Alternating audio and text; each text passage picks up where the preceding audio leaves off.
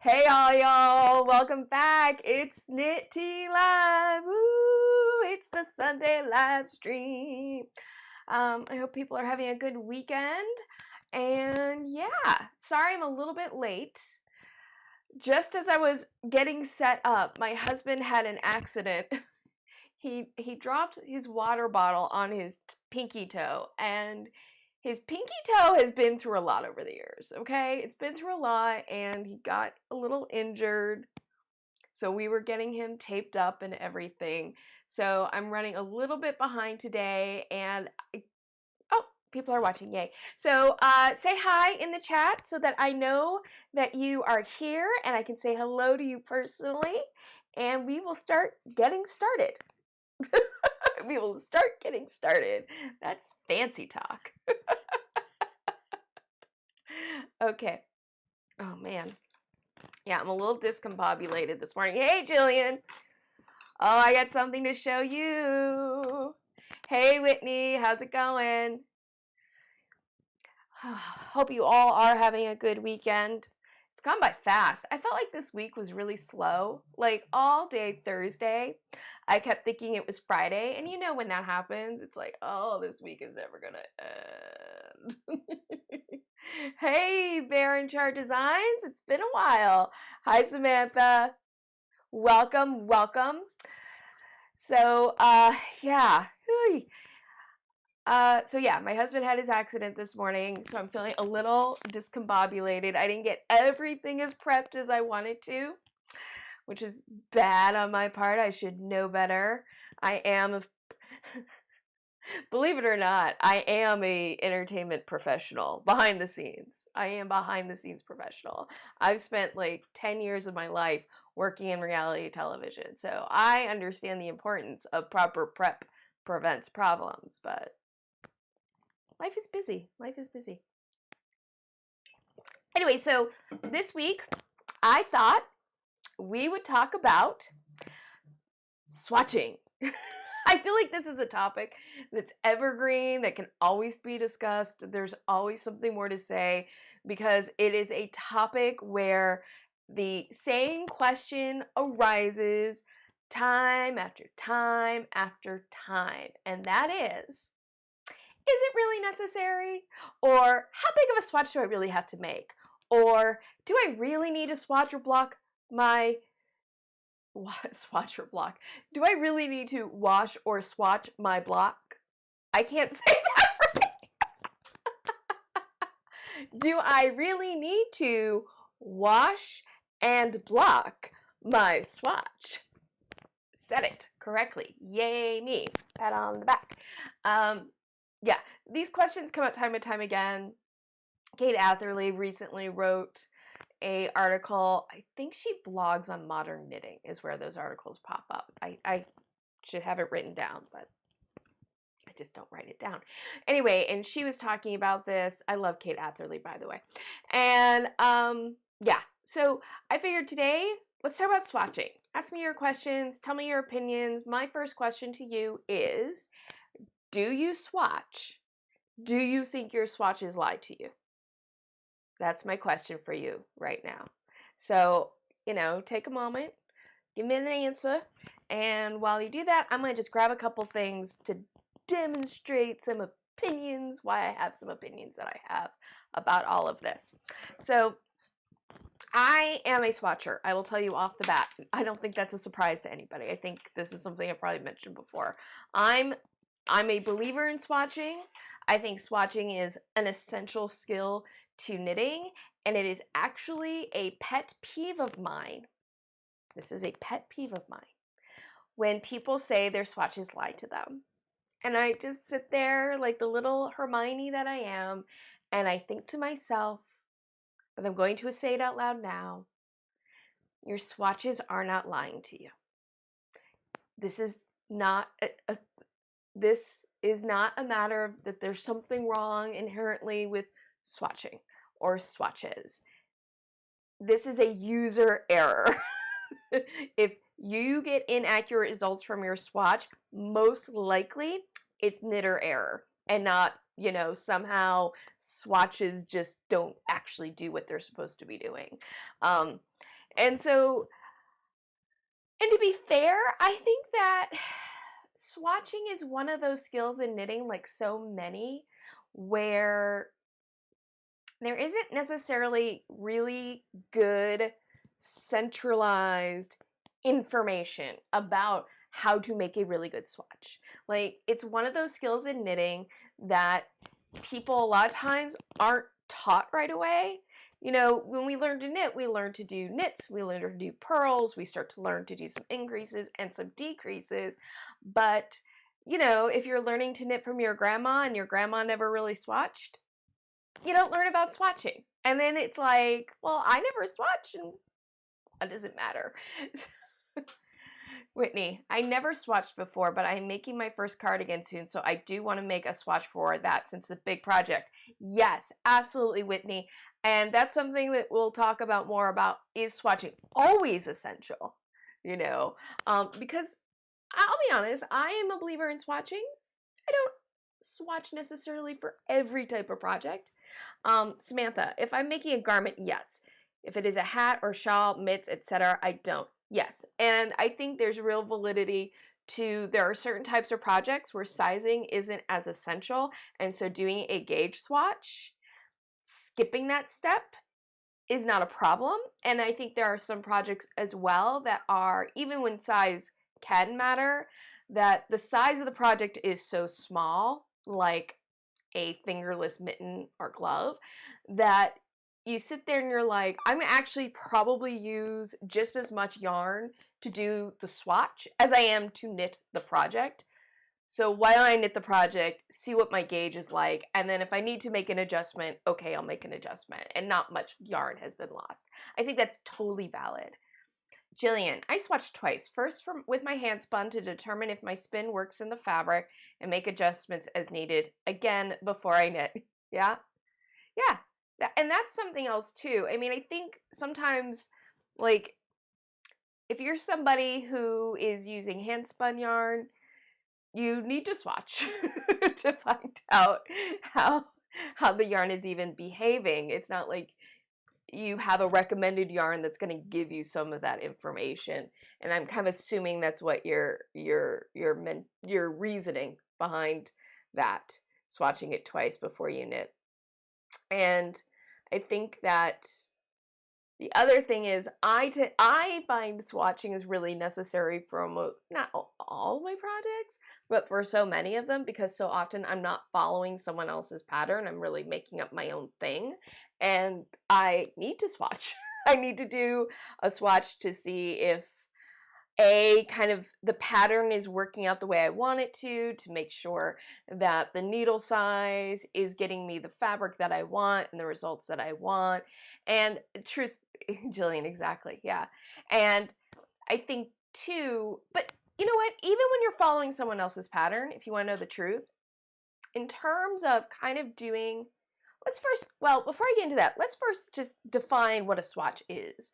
Because I mean, I know we all understand that a swatch is just like a small sample of the knitting, but that, I think there's sometimes a misunderstanding almost that there are different kinds of swatches. And I guess that's what I mean. Because there are swatches that you can do just to make sure that you're getting gauge. And that's really important if the fit of the item that you're making is essential to the project being a success for you. Then there are swatches that you can do for design purposes. And let me show you an example of what I'm talking about. That's not the one, that's the one I want. Transition, let's turn on my light. So this here, which I was going to show anyway when we get a little bit more into like maybe some tips for swatching effectively, but this is a swatch that I made. This was a design swatch that I made for this hat. And this is, you can see here, actually the irony is this started off, I was going to do this hat with this checkerboard either in mosaic knitting or in Fair Isle. So this was a Fair Isle test of the checkerboard just to kind of see how it would flow up into doing linen stitch, because that's what the crown of this hat is. It's linen stitch. Let me see if I can bring it up a little bit closer so you can see it. So this is linen stitch, but I got really into double knitting, so I totally changed it and I turned it into a double knit so that I could actually have a reversible hat. This hat is reversible. There is this line that you get here. That's the join that got moved as I was knitting, because linen stitch, it's a whole thing. But I always figured I would just wear that to the back if I decided to wear my hat this way as opposed to this way. So that's, but this was the initial. I love this hat. I love this hat too, Jillian. This, I feel like this is one of my best creations ever. I adore this hat. It was so fun to make. The double knitting was like really fun. I love this hat. This is one of my favorite things I've ever made. But this was the initial design swatch that I did. And so I was not knitting this design swatch for gauge. This was for me to go, do I like knitting this checkerboard? How does this checkerboard flow up into the linen stitch? What size of the linen stitch do I like better? Do I prefer it on the smaller needles, or do I like it better with the bigger needles? So that design swatching is very different from doing a gauge swatch. But that being said, transition. That being said, when you do a gauge swatch, you as the knitter, even when you're following the pattern, have the opportunity in a smaller sample of knitting with less yarn to make some design decisions of your own. You can find out pretty quickly, do you like the drape of the swatch? Do you like even working with the yarn? Does the yarn that you have chosen, if you're not using the recommended yarn, or even if you are using the recommended yarn, giving you a project that you like? These are, you can test out with your gauge swatch. This is an opportunity for you to decide if you want to do a different cast on than either what's recommended in the pattern or one that you may typically use. Maybe you usually do long tail cast on, but you do the project and you think, you know what, maybe something more decorative would be fun to do. That's a choice that you can make. One of the reasons that patterns don't oftentimes tell you specifically what type to cast on to use is because the designer is actually leaving that design decision to you. And that's part of the way that you have a pattern and become a part of the creative process, is making those sorts of design decisions.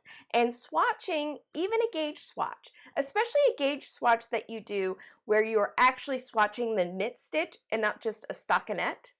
I'll get to that in a second. But that swatch gives you an opportunity to test those things out before you are knee deep into the project. The other thing is you can test out whether you like doing the bind off with the yarn. I'll give you an example of that. This was another swatch I actually brought out. Oh, where are you? Here it is. Here it is. So this is another swatch that I did. This is more of a gauge swatch. And it's for a very, you're going to recognize this yarn if you've been watching the, so you know this yarn. This is the swatch that I did for the tunic that I've been working on. Oh, let me get the light on so you can better see. There we go. And this, my preferred bind off is, sorry, just getting my face up on camera as well. My preferred bind off is almost always to do what's called a decrease bind off. I do have a video on that. And I went to go do the decrease bind off on this swatch and I was in misery. This yarn, I love this yarn, but it is very splitty. And I realized pretty quickly I did not want to do my typical decrease bind off with this yarn, and instead I got out a crochet hook and I did a chain bind off with this yarn, and it worked much better. And now I know when I bind off with this yarn to use that bind off instead. So again, doing your gauge swatch allows you to figure these things out before you cast on your stitches to start knitting the actual project. There's a lot of things that you learn through the swatching process, aside from are you hitting gauge. So I think that there's a lot of reasons actually to swatch besides just finding out if you're matching the same gauge as a pattern.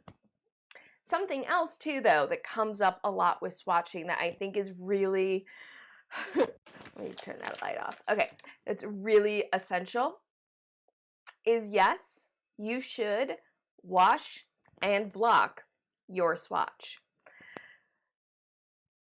And it really, here's why.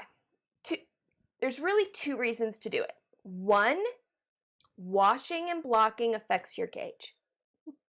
It affects your gauge. And if you are not washing and blocking your swatch, you are not most likely, or at least very possibly, getting an accurate gauge. And that's when a lot of times people sit there and say, oh my gosh, my swatch lies to me. And I used to feel that way because I didn't know. When I first started knitting, I didn't know that swatches are patterns. That swatch, that gauge that's written on a pattern is based on a washed and blocked swatch. I did not know that. And I was that person who was going, I don't know what I'm doing wrong with swatches. I always seem like I'm a little bit off, which when you're a little bit off on your swatch, you end up a lot off on your sizing. And I'm like, I don't get it. What am I doing wrong? Why is my hat always a little bit bigger than what it's supposed to be? And when I read that advice about washing and blocking your swatches, it was a game changer. I suddenly was getting more accurate swatches. Not always as accurate. There's a lot of details that do go into swatching that, again, you're not necessarily told right away. But yes, absolutely, you should wash and swatch. Do it again. Wash and block your swatches. But not just so that you get an accurate gauge. The other reason to do it is an opportunity for you to test out how you will finish your item in the end. Because there's more than one way to block your knitting. There's more than one technique. And what technique you choose to use is a matter of the fiber of the yarn that you're using. It could be a matter of the nature of the fabric itself. And when you wash and block your swatch, it's an opportunity for you to say, hey, okay, that I just worked on, that swatch I just worked on, I did this blocking technique and I got results I really liked. I will use this technique when I'm finishing my item. Or you could sit there and go, I don't like how I blocked this and the resulting fabric from it. I need to try something different. I need to try a different technique. And again, you're able to make that choice first before you have your finished objects and you went into blocking and then discover after the fact that, oh, wait, the fabric isn't what I thought it would be. I hope that makes sense. So yeah, and here's the other thing. Let me demonstrate. I got samples today. I got so many samples. Let me demonstrate why washing and blocking makes a difference. So again, this is going to be a project that's familiar to all y'all who've been watching this live stream, but this is the swatch I did for that cowl, that beginner, what started off as a cowl and is now, or started off as a scarf and now I'm going to turn into a cowl. This is the initial swatch that I did for it. It was a little bit of both a design and a gauge swatch in one because I did something I normally never do with swatches, which I put a border in because I wanted to see what this border looked like framing the piece. And yeah, so this is what the finished swatch looks like once I washed this and I blocked this. And for this, I did not do a pin block. I don't believe. I'm trying to remember now. I have notes. I wrote notes down as I did the swatch. I'm just not remembering off the top of my head, and that's why I write notes to myself. But yeah, so this is the swatch that I did. Here is the project on the needle right now. Notice how much this is coming in. And I knew that was going to happen because this is a knit pearl combination. It's pulling in slightly.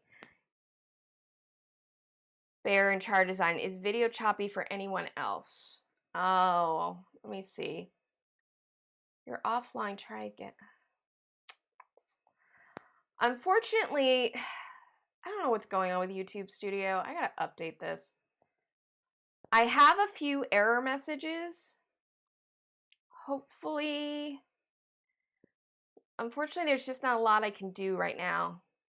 Samantha, yes, it is choppy for me. Jillian Eve, choppy. I restarted. I'm on ultra. Let me change the latency and see if that helps. I might just be getting not a great connection on my end. Hopefully it'll work itself out. Unfortunately, I need to update my YouTube software, or I think I need to update something on my Chrome. I have a Chromebook next to me that I try to monitor the stream with while I'm watching. Okay. And it has not been working lately. Here we go. Okay. Now it's working. Let me see. Stream settings. It's normal latency. I am getting an error message, but I've gotten this error message before and not lovely diamonds. I know, I love the diamonds. I've gotten this error message before and haven't had a problem. So unfortunately, there's not a lot I can do right now. Oh, I know. I need to click on stream health. Poor. Is it getting any better? I hope it's getting better.